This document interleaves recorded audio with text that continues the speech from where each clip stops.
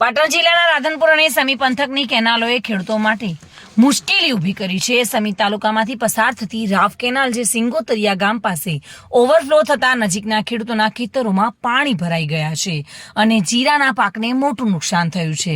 તો રાધનપુર નજીક સાંતુન ગામ પાસે નર્મદાની મુખ્ય કચ્છ બ્રાન્ચ કેનાલમાં ભંગાણ થતા લાખો લીટર પાણીનો વેડફાટ થયો છે અને લાખો લીટર પાણી ઊભા પાકમાં ફરી વળ્યા હતા, જેને આસપાસના ખેતરોમાં વાવેતર કરેલા ઘઉં, જીરું, રાજગરાના પાકને મોટું નુકસાન થયું છે. આ અંગે ગામના ખેડૂત મોહનભાઈએ રજૂઆત કરીને જણાવ્યું હતું કે તેઓના ખેતરમાં પસાર થતી કેનાલના એક દરવાજો બંધ કરાતા પાણી ઓવરફ્લો થયું હતું અને આ પાણી જે છે તે ખેતરોમાં ફરી વળ્યું છે અને ખેડૂતો માટે મુશ્કેલી ઊભી કરી છે.